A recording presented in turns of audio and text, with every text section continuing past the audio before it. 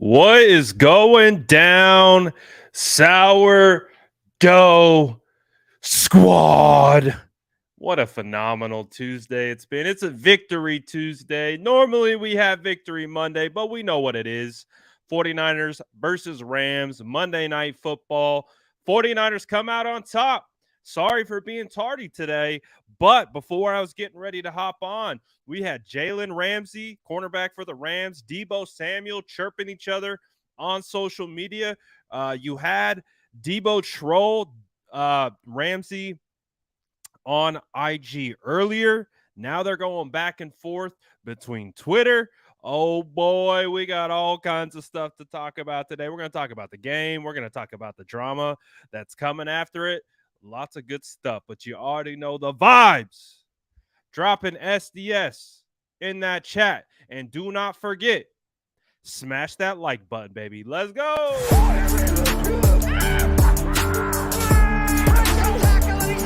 Smash that like button if you haven't already. Love to see it.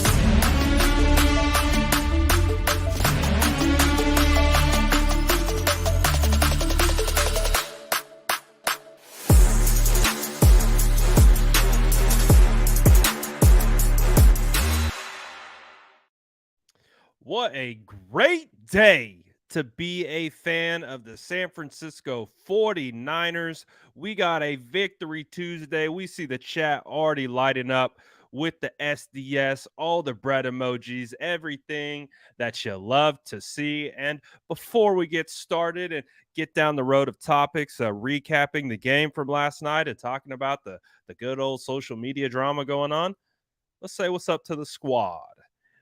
Victory Tuesday feels good, baby, 100%. Oh, Spencer, don't make me pull out the receipts.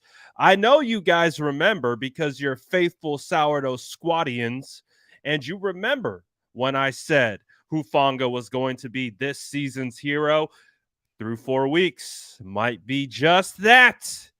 Justin says, I've been looking at the Panthers' offensive line, and Bosa is going to eat over Moton. Good stuff. Great stuff. Was good.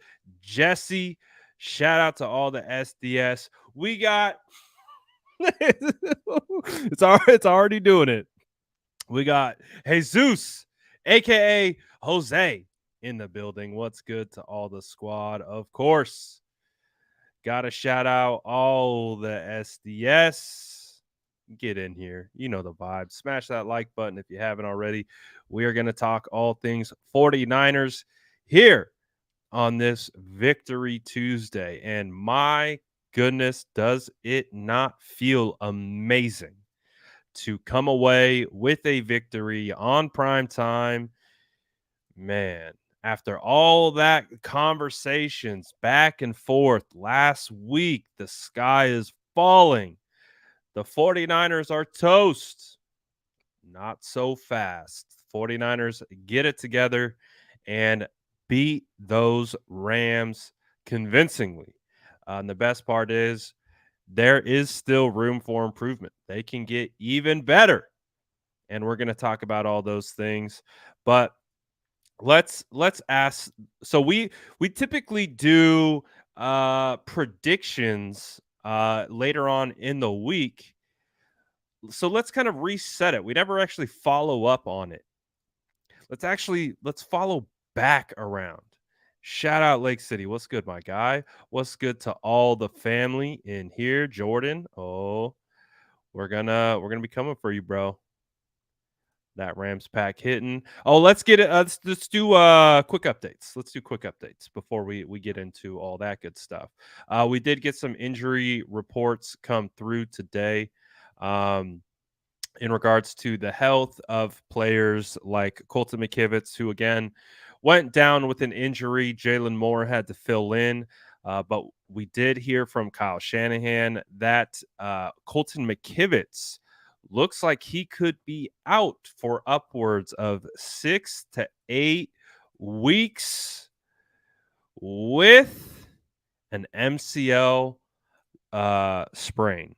So that's not good news. The 49ers now will be on their third tackle. So we'll see how that goes. We'll talk about that a little bit more later on in the show. Good news is Jimmy Ward, Jason Verrett could be coming back. Oh, we just got a roster move right now. The 49ers cut Willie Sneed. So that was long. That didn't last long. 49ers went from signing Willie Sneed to the active roster and then released him. I imagine it's just part of the move. He was dressed for the game last night, so I would imagine he lands back on the practice squad. I don't think a whole lot to be concerned about there. I do think he'll be back. So I think it was just one of those roster moves that had to occur. So that just went down. But again, Jimmy Ward should be back this week practicing. Kyle Shanahan expects the return of the enforcer as well as Jason Verrett. So the 49ers have been really dang good in the secondary up until this point with Mooney Ward, E-Man, Diamador Lenore has stepped up in the slot over the past 2 games. Tashawn Gibson, Talanoa Hufanga, absolutely phenomenal. Then you add Jimmy Ward, the guy that we were like, oh man, how are the 49ers going to survive without Jimmy Ward? Well, they've not only survived, they've thrived. And now you're going to add Jimmy Ward back into the mix and potentially get Jason Verrett reps or involvement somehow. I mean, the 49ers defense depth right now is showing, and it is very, very strong as we look at it right now. So there is some good news. Offensively, not so much, but hey, it's going to be a long season. Guys are going to get healthy. And so we're going to talk about how this team manages these injuries moving forward, how they can still win football games moving forward, and all that good stuff. Let's see, what else do we got here today on the docket? If you guys didn't see it, this is the social media drama that's been going back and forth. Debo posted a phenomenal video. We posted it earlier. Let's see. So, as we saw, Debo had this to say about Jalen Ramsey after the missed tackle. Basically said went just right. But you'll hear from Debo. Listen to Debo yourself. Uh-oh! Terrific catch and run! Uh-oh! One-on-one with Ramsey. I don't know if that's working for you. I'm hearing all different kinds of audio, so maybe that won't work. But essentially what Debo Samuel said is he went right by Jalen Ramsey. Didn't know what he was doing. He's backpedaling, all that kind of stuff. Had no idea what was going on. Then we posted this video from MDG Andres. Absolutely phenomenal. Bring him down. Samuel, highlight reel, touchdown. Absolutely phenomenal video. Terrific catch and run. Uh-oh! With Debo with Ramsey. Can't bring him down. Sunning Jalen Ramsey. Highlight. And of course, we're going to meme the crap out of Jalen Ramsey. Absolutely meme the crap out of Jalen Ramsey. Why not? Why would we not? So then from that point on, Debo reposted it himself. Oh, come on. So Debo posted the same clip to his Instagram. So I thought that was hilarious. So that then issued a response from Jalen Ramsey. Said, y'all can have that little fame. Y'all think you getting off being lame. what does it say? We good this way. Actual life is great. God is great. And then Debo responds, quit lying or quit crying. Enjoy the game. Take what come with it. So I didn't think Debo could add any more W's to his belt. But he did. He did just that. He added another W. He basically stiff armed Jalen Ramsey again after the game.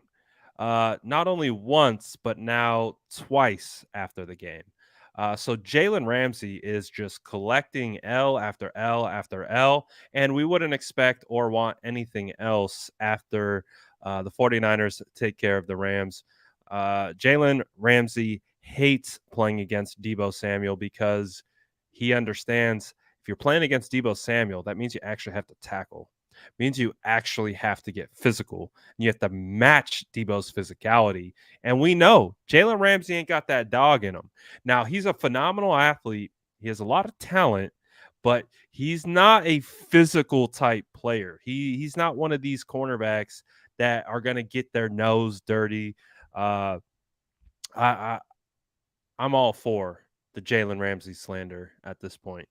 All my homies love roasting Jalen Ramsey.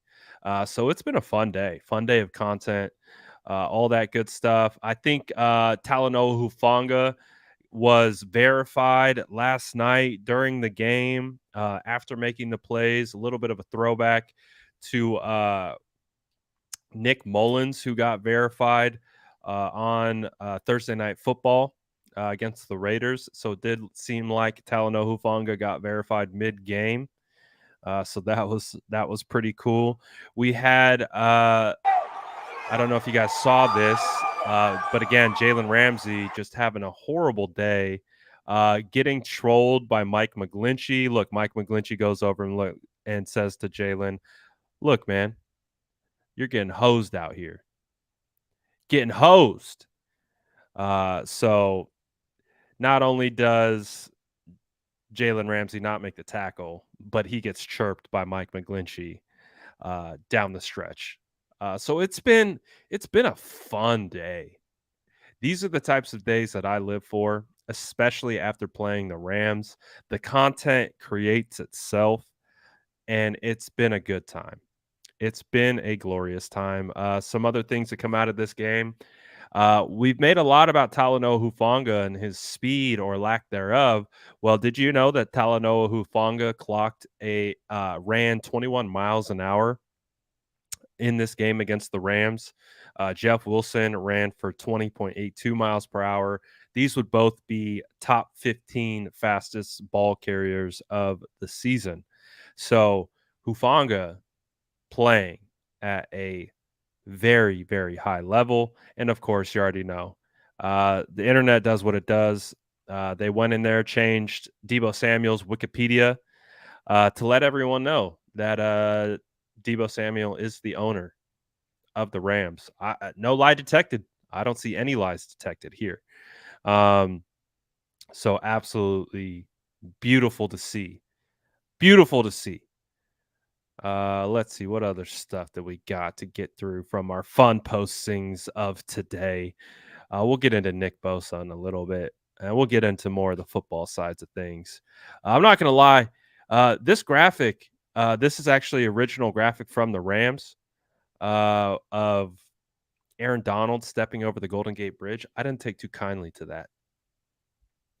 So glad we were able to repurpose that as our victory graphic. Love just whooping the Rams, man. It's a good day. It is a good day. What's good, DJ? Appreciate the super chat. Says, what's up, SDS? Smash that like button. Good to see you after a victory, DJ. Definitely loving life right about now. Let's see. All right.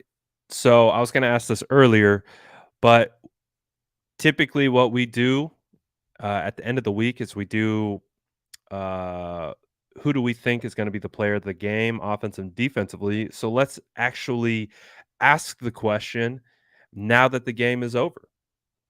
Who was the defensive player of the game against the Rams? And you have a lot of options to choose from because Samson Ebukam came away with 2 sacks, one of those being a strip sack fumble. You also had Nick Bosa coming away with 2 sacks. Nick Bosa now leads the NFL in sacks. Hassan Ridgeway had a sack. Talanoa Hufanga had an interception, pick 6, and just did Talanoa Hufanga things. Drake Greenlaw led the team with 15 tackles.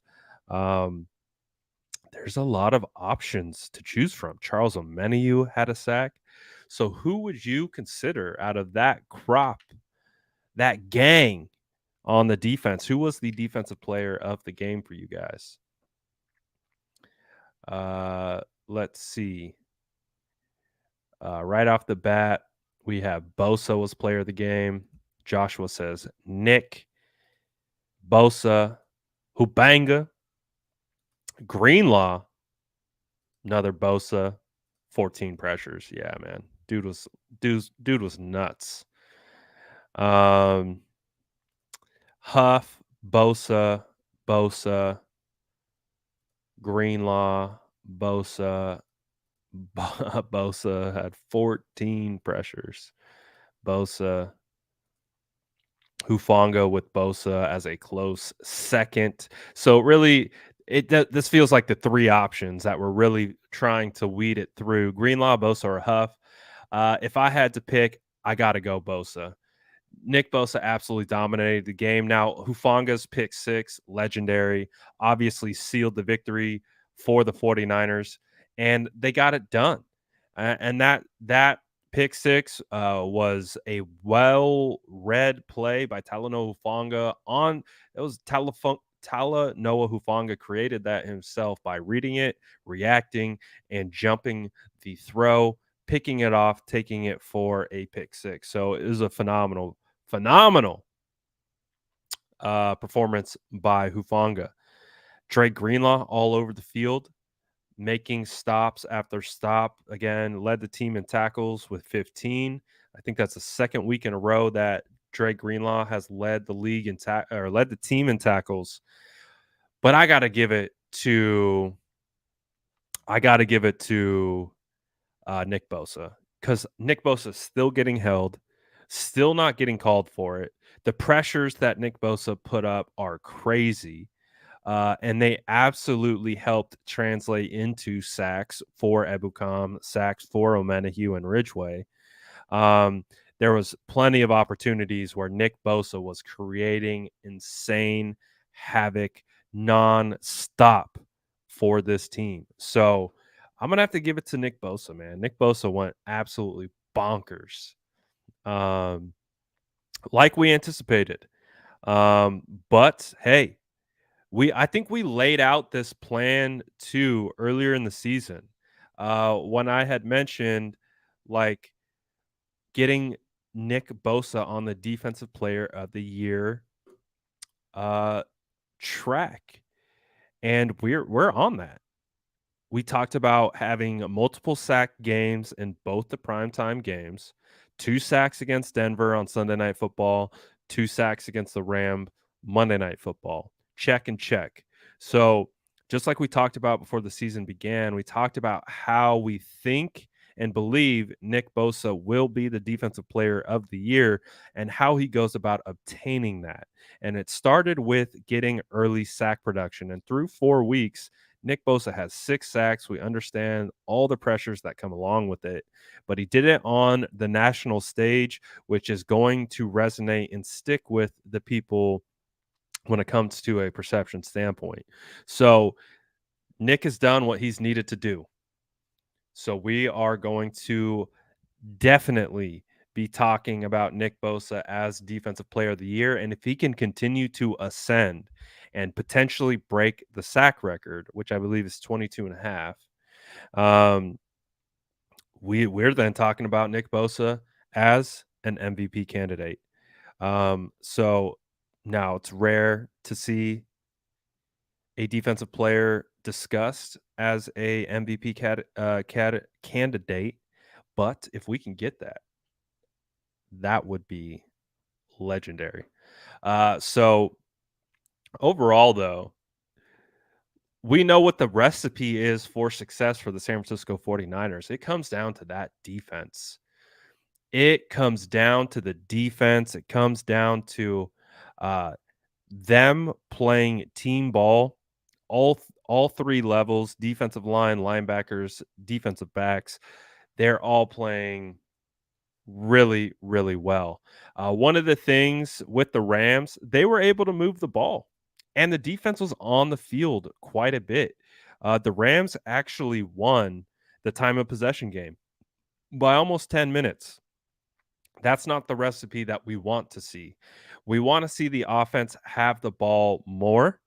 We want to see the 49ers winning the time of possession battle to ensure that the defense is rested and has the opportunities to get after it. But even with the Rams winning the time of possession battle by almost 10 minutes, having 21 first downs opposed to the 49ers 13 first downs, the 49ers or the Rams were moving the ball, but the defense was not allowing them to score touchdowns and making them settle for field goals. And if they can do that from the defensive side, that allows the offense to try to get into shape. Um, DJ says 118 people in here, 41 likes. Smash that like button. Jalen Ramsey is the like button, so punch it in the face. So the defense is going to do what they need to do. They won the turnover battle. Obviously, one fumble lost and an interception from the Rams in favor of the 49ers. But when you look at total plays, Rams had 73, the 49ers had 49. That needs to be more balanced. 7 sacks allowed, though, is really it's the 7 sacks, it's the fumble lost, and the interception thrown by the Rams. That is the difference maker in the game. The problem with this is if you get a more competent offense that has a better offensive line, can hold up a little bit longer, the offense has got to step it up. Again, we're talking about a win. We're talking about some legendary offensive performances from guys like Deebo Samuel, but there's definitely more that can be done. Oh, I just got tagged in a video from Dan Orlovsky. That's cool. All right. I'll retweet you, Dan. Thanks for the tag, Danny. So let's talk about the offense. Before we get into the good and the bad of the offense, because I think overall from the defense, Charvarius Ward, E-Man, Diamador Lenore deserves a ton of credit for his performance. He did really, really well and had a huge task of having to guard Cooper Kupp. Cooper Kupp was able to, still put up a decent stat line, 14 receptions for 122 yards. But for the most part, the 49ers had the bend but don't break mentality and suited them well. Really couldn't do anything from a rushing standpoint, and they only had Cooper Kupp and Tyler Higbee as options. So the defense did a great job, led by D'Amico Ryans, and we wouldn't expect anything less. We would not expect anything less at this point. So overall, if we had to grade the defense, I'd probably grade the defense at a solid. I got to give it an A-. They can get better, they can improve, but if I had to grade it, I would give it an A-. I mean, the amount of pressures that they produced, the sacks, the turnovers, if they could get the off the field a little bit faster, which I think they can, um, then that would be an A plus. But I got them at an A minus, which is still a solid grade. Drop your grades in the chat if you feel inclined to do so. Ricardo saying A plus, A, solid A. I have high standards for this defense. A minus. But really, really happy with what the defense provided. Solid A. Solid A feels extremely fair. Not perfect. A plus to me is perfect. Joshua says 96.5. Nice. I like it. I'm at like a 93. I'm at like a 93.7. Still think there's room for improvement, but 96 might be the better average. So that's what I got for the defense overall. I don't think I missed anyone. Charles Omenihu continues to ball. He got a sack. Ridgeway had a really nice sack in a big moment. We talked about Ebukam. Ebukam balled out. Talked about DBs. Talanoa Hufanga. Like, what is there to be said about Talanoa Hufanga at this point that hasn't been said? This dude's playing at an all-pro level. We might be talking about I think we could objectively talk about Talanoa after 4 weeks and say Talanoa Hufanga might be the best safety playing in the NFL right now, at least just with everything that he's doing. So Talanoa's having a phenomenal run. Talked about Lenore a little bit, but Lenore had a phenomenal game. He really stepped up and is proving to step into that slot position and filling it out really nicely, making it very difficult for opposing defenses. But let's get to the offense. Just like we did with the defense, who was the offensive player of the game? I think this one's gonna this might be we might be all on the same page with this one. But let's go through some of the stats. Jeff Wilson, 18 carries, 74 yards, 4.1 a clip with a touchdown. Jimmy Garoppolo, 16 for 27, 239 yards and a touchdown. Deebo Samuel, 6 receptions, 115 yards, 1 touchdown. Brandon Ayuk, 4 receptions, 37 yards. George Kittle, 2 receptions, 24 yards. Kyle Juszczyk, 1 reception, 35 yards. Juwan Jennings, 2 for 22. And Ray McLeod had 1 catch for 6 yards. I think this is going to be I think what we call a sweep. And I don't think it is particularly close. Don't think it's shout out DJ. I got to get to it. He said a hat, Brad, hat, SDS. Remind every day about the hat. I owe you a hat, DJ. I got you, my guy. Thank you for the super chat, though, too, to remind me that I need to get you out my hat. Shout out my guy. And of course, smash the like button, SDS. But I do think it's crystal clear as we go back and we look that it is Deebo in a landslide. Not even close. Deebo.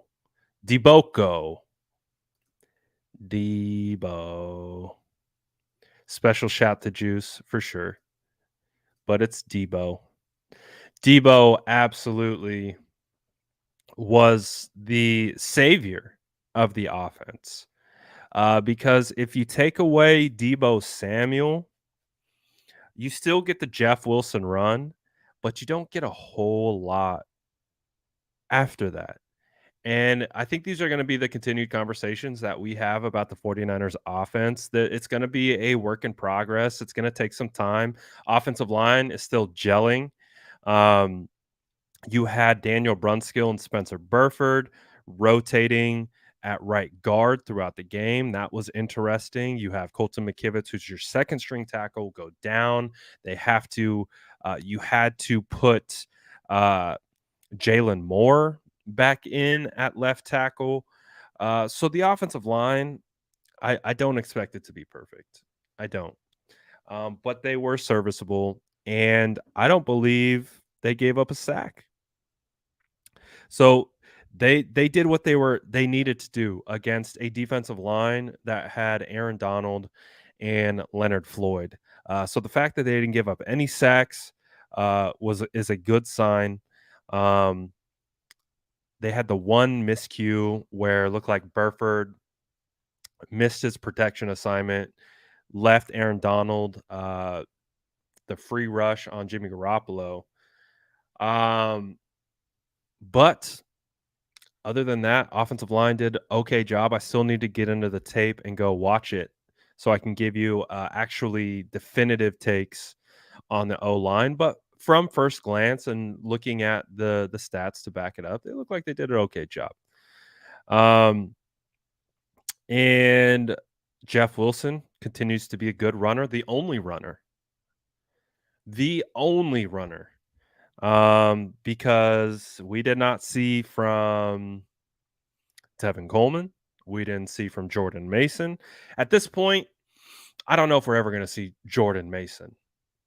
But we're gonna keep speaking it into existence. Clearly, there's something going on there with the fact that Jordan Mason can't get a touch. Feels weird at this point. It feels purposeful. I feel like they watch the streams and they're doing it on purpose. They're like, you know what, you ginger beard, stop telling us what to do. We're not gonna do it, and you better like it. Okay, that's fine. And Jeff Wilson played great. Jeff Wilson's been great through the first 4 weeks of the season. But it is interesting that we don't see other running backs get the rock. And now I get it. Marlon Mack and Tevin Coleman are brand new to the team. But what about Jordan Mason?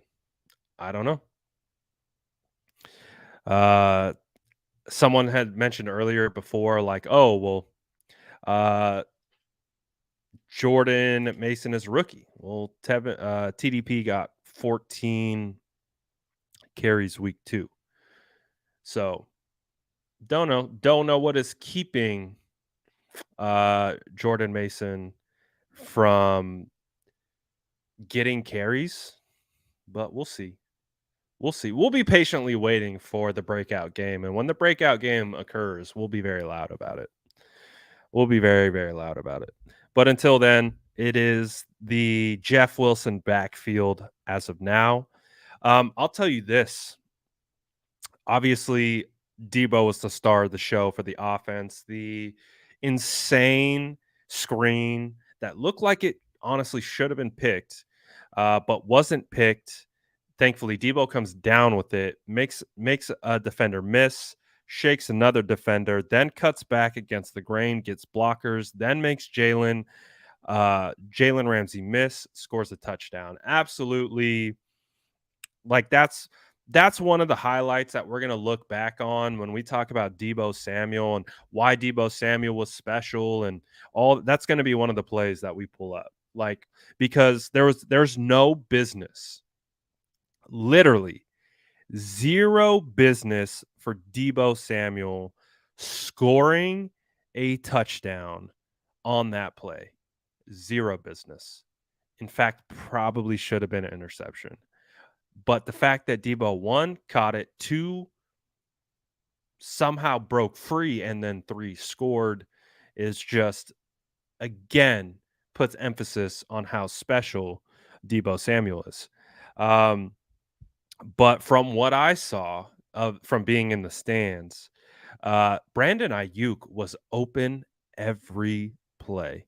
And I know that might sound like hyperbole, oh, he's open no, he was open every play. Brandon Ayuk was constantly running open. And it all comes back to how Jimmy Garoppolo sees the field. Um, I believe most of the yards that Jimmy Garoppolo had came after the catch. So it was more of a horizontal passing game, kind of trying to stretch the defense out, get the ball quick, effectively an extension of the run game is what the passing game was. Um, so to be honest, without those Debo Samuel plays, it was kind of an okay night for the offense. I think they could be a lot better. Um, and there was a lot of plays that I think the 49ers left out on the field. Um, so they did well enough to win the game, obviously. That was good. 24, 7 of those points came from Talanoa Hufanga's pick six. But I'm not gonna lie, it was a little close there at the end.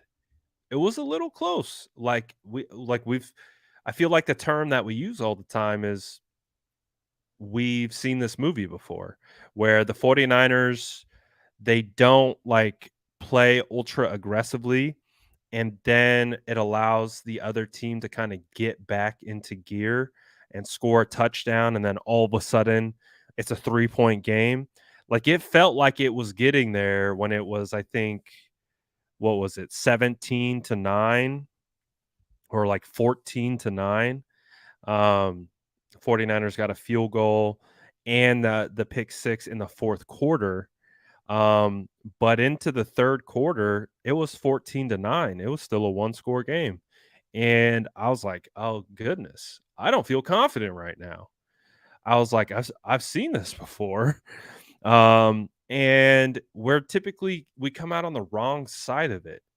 And thankfully the 49ers have a freaking legit defense, but that's what scares me moving forward from the offensive standpoint. It's like, yes, they won. Yes, there's no interceptions, there's no sacks, but this offense has to do better. I know we're not going to harp on it. We don't nitpick wins, but there is so much room for this offense to improve if they really want to go far. The 49ers offense has to do better, and it starts with Jimmy Garoppolo. I think Kyle's dialing it up. I don't think that's an issue. I think when I see wide receivers running open all over the field, it feels like like damn.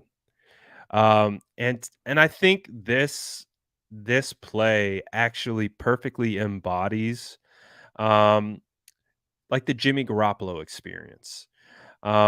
Jimmy locks on to George Kittle running a short, outbreaking route over the middle of the field, right? Locked on. There's two defenders. There are two defenders in coverage. And rather than going one on one to Brandon Ayuk in the corner of the end zone, he throws into double coverage. Now, granted, it was an amazing throw. It's absolutely amazing throw. The fact that he layered that ball over those defenders to give George Kittle a shot to make the catch. It was a great throw. Like I was like, it's like I had a great view of it too, and I'll pull up my camera angle so we can see the throw. But it again just feels like it embodies the Jimmy Garoppolo experience. Let me get it up. So again, we're just trying to break down the plays. I have no ill will. There, like I just want to make sure that's crystal clear. Um, we're just talking about football, right? Seeing the field, all this type of stuff. I feel like when Jimmy's head is looking here, and you only have George Kittle, and there's two defenders literally in front of him, and he has the boundary that they can literally force Kittle out of bounds against the sideline. And you have one-on-one at the bottom. I feel like as a quarterback, again, I never played the position, but I feel like that should be like a trigger, right? To be like, maybe we shouldn't throw into double coverage. Maybe we can give Brandon Ayuk, who is an elite wide receiver, at least from a traits perspective, maybe not from a production perspective, but from a traits perspective. I mean, look at Ayuk, cooked, absolutely cooked Jalen Ramsey, who is considered to be one of, if not the best cornerback in the NFL. So when we talk about the Jimmy Garoppolo experience, I might just use this play as an example because the logic that I understand football and through that lens would be like, George is so covered. Look, like George is so covered right here. Jimmy is pulling, like Jimmy hits his hitch. That plant foot is him starting the throwing motion. So not only do you have a defender who's mirroring George, you have an underneath linebacker whose eyes on Jimmy. But again, credit to Jimmy. Look at that throw.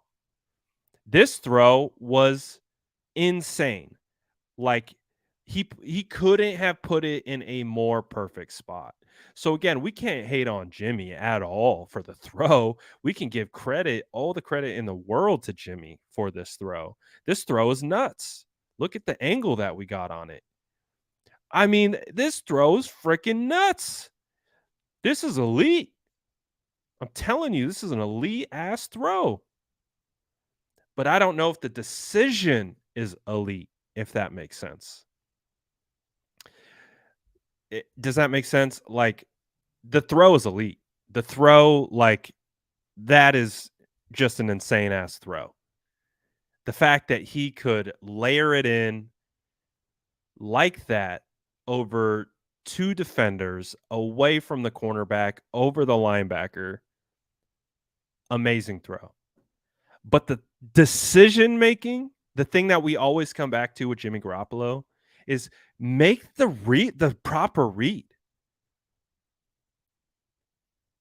I get it. It was almost a touchdown. If it was a touchdown, we're not talking about it. We're not nitpicking it. We're not doing any of that stuff. So again, I understand. Um, you know, I just that's my thing with Jimmy. I think Jimmy could be a phenomenal quarterback if he could just take the open receiver. If he could just take the open guy, I just feel like this team would not sputter at times, would not, drives would kind of like just kind of fall flat sometimes. And I think, this is a microcosm of what we talk about when we say that. Just wanting to take what's open, take what's given to you. Clearly, the Rams were trying to take away George Kittle. Yes, we want to see more George Kittle. We want to see George more involved. We want to see more than 2 catches. We want to see Kyle and Jimmy, in a sense, force feeding George Kittle. But we also just want to see what the defense gives. The defense is telling me they're not letting Kittle get the ball. Now, again, Jimmy Garoppolo. Can't believe he got the ball there. Insane throw. But this should have been a touchdown. Theoretically, if you read the field, you see that Kittle's double covered. Go to your next read. Ayuk was so open. So, I don't know. I would love to be a fly on the wall in the film room when they discuss that and discuss, like, how they want Jimmy to read that and throw that. Maybe they want him to go to Kittle no matter what. But it is just interesting. So I think, again, if the 49ers can just get the ball to the open play or the open receiver, I don't think this offense will have many issues. But right now, it just feels like everything's kind of predetermined. And the defense seems to be on the right side of the things that are being predetermined. So how do we work off of what's predetermined and go to what's actually open? Again, we're nitpicking at this point because the 49ers won. But if we really do want to talk about long-term success and we want to talk about the 49ers pushing deep in a playoff run, those are going to be some of the things that we need to see more from. But overall, other than that, I thought Jimmy had some good throws on the day. Did some good stuff. But that's just where I feel like we keep coming back to. Feel like we keep coming back to that. But I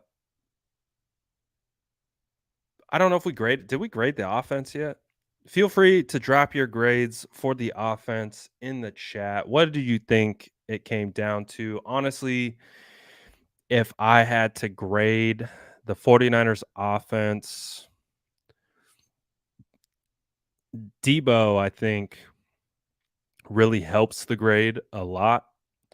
I think Debo really helps the grade a lot because without those plays from Debo, I think the day looks a lot different. I'm probably going to go C plus. I think there's a lot of plays that were left on the field. So I'm going C plus. Still a winning effort. Jeff Wilson, 18 carries, 74 yards. It's going to be a huge impact for the grade. No interceptions for Jimmy Garoppolo. Huge impact for the grade. Debo Samuel balled out. Huge impact for the grade. But I think they did lead. They could do better. We hold our team to a high standard, and again, we just want to see them be successful. So I think they can get better. Some high grades: B minus, B minus, Debo A plus, offense C plus, B, B, B, B, B, B. Seems fair. C, C minus, B minus, B minus. 17 points is not nearly enough. I agree. They need to score a couple more points. All that good stuff. All that good stuff. 148 people in here, 75 likes. What? We're only 25 likes away from 100. We could hit 100, especially on a Victory Tuesday. Anyways, but again, taking a step back, hell of a fun win. Needed that win in the worst way possible. And there's room for improvement. They can get better. They can get better. And that's the best part is now they're going to travel to the Panthers and they have an opportunity to start to string together some wins as they get ready for the Chiefs in week 7. So I think when we look at the Panthers and the Falcons the next 2 weeks, it's get through those games, stay healthy, get the dub, get out of there. We think on paper the 49ers should win both of those games.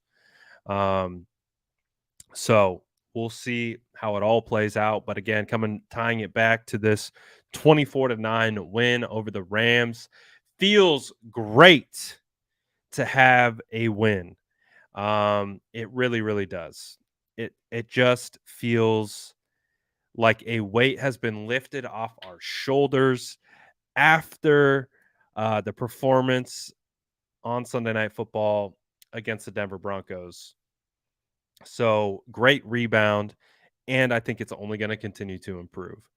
So as I see it right now, there's nothing to worry about. The 49ers are still in pretty damn good shape. Pretty damn good shape. Offensive line, can't wait to get into the tape. So what I'm going to do is I got a lot of tape to watch. I haven't been able to get into it yet because we've been going content crazy everywhere else. But once I get into the tape, I'm going to do offense first and then start putting out some film breakdowns. Do you guys want to do live film tomorrow? if you want to and you're going to be there, let me know. We could do live film breakdown tomorrow. Before I forget, shout out the homies at Residency. I don't know if you guys saw this. Did you guys see the Debo drop that they did? They got a special Debo Samuel drop that they dropped last night. Perfect timing. Right before the game. Here we go. In case you missed it. Let's see. The 49ers drop. So it's got the number 19 on it. 19 says Slime Bow. So this is the custom Debo Samuel hat. They dropped it. It's nice. So you already know the vibes. If you want to get your Debo Samuel hat from Residency, you already know. Go to residency.com. Use the promo code DSF9ers. Get you a little discount on your order. Residency doing their thing. The Debo hat. There's some more stuff coming down the pipe too with 49ers and Residency. They're going to be collaborating with other players, and I can't wait to share that with you. That's going to be a good one. So shout out to the gang at Residency. You already know the vibes. That code only apply for that hat. Nope.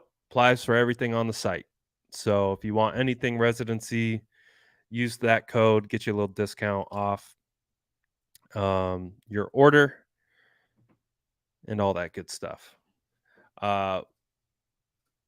But for now, that is it. I'll be posting content all over the place. DJ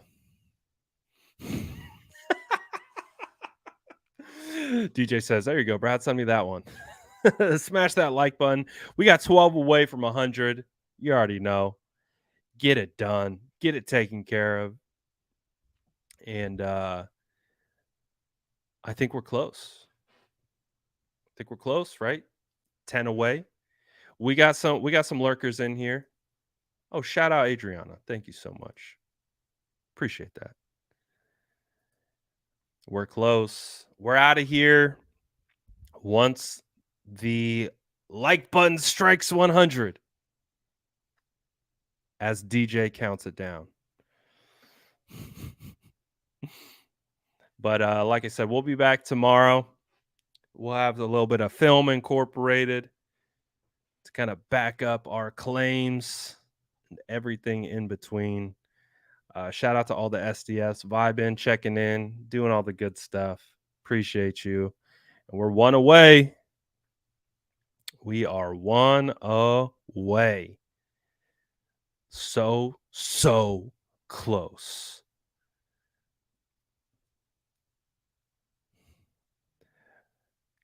Good, Jesus. Can't wait to have you back. Let's go. Shout out the squad. Oh, thank you. Thank you, Cheyenne. It's Sourdough Brad, my guy. And we did it. 102. Let's go. Jason said, what's the discount code? Got you right here. Boom, boom. Shakalaka. All right, guys. I'm out of here. Appreciate you all. Enjoy the rest of your Victory Tuesday. It's been a good one. Peace.